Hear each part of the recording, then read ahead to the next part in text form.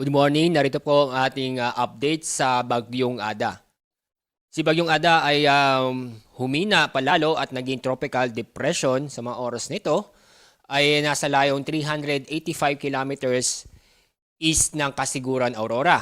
Dahil humina at naging tropical depression ang bagyo, ang lakas ng hangin na malapit sa gitna ay umaabot na sa 55 kilometers per hour. Samantala ang pagbugso ng hangin ay nasa 70 kilometers per hour.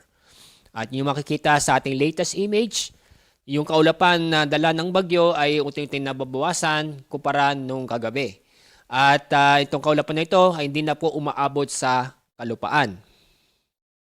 Sa mga oras din dito, wala po tayo na monitor ng malawakang pag-ulan sa ating bansa. Kundi, inaasahan po natin yung mga isolated na mga pag-ulan.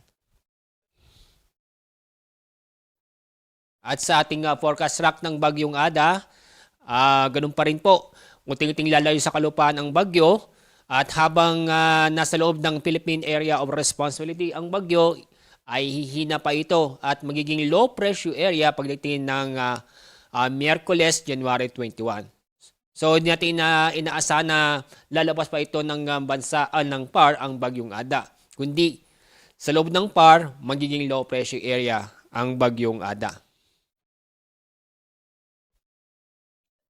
Pero, kahit na malayo ang bagyo, papalayo sa lupa, minaasahan tayo malalakas na hangin, dulot ng amihan, at itong indirect effect ng bagyo.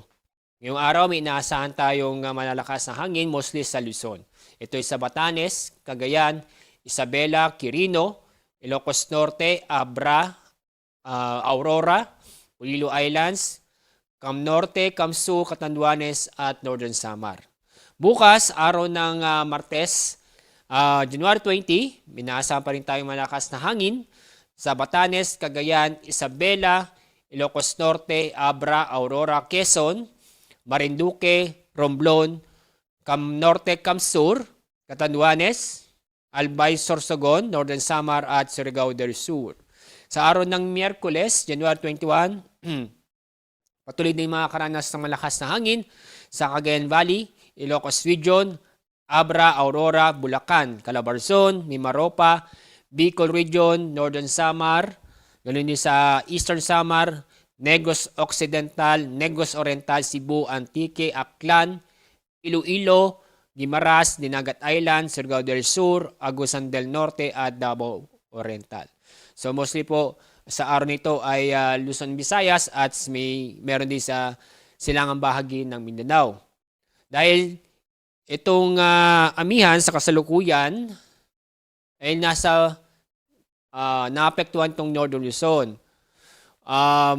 Pagdating ng bukas, Martes, Miyerkules, Huwebes hanggang Biyernes, inaasahan itong paglakas ng amihan at maaaring itong amihan ay aabot hanggang Visayas.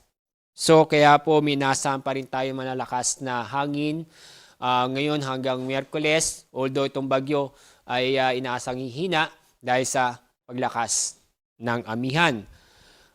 Sa mga oras din to, wala tayong nakikitang bagong LPA o bagyo sa loob ng PAR bukod sa Kiada o sa labas ng ating Philippine Area of Responsibility.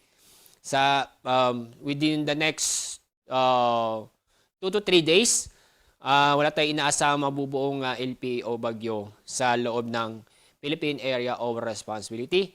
Ang weather system na makakapekto sa atin itong amihan na kung na bukod sa magdadala ng malakas na hangin, mostly mararamdaman dito sa eastern section ng Luzon and Visayas, makakaranas din tayo ng mga pag-ulan. At dalasan ay mahihina hanggang sa tamtamang pag-ulan, mostly sa silangang bahagi ng Luzon at ng Visayas. So yan po ang ating update sa binabantay nating Bagyong Ada. Ang susunod nating update mamaya pong 11 o'clock ng umaga. Maraming salamat. Ako po si Alzar D. Aurelio.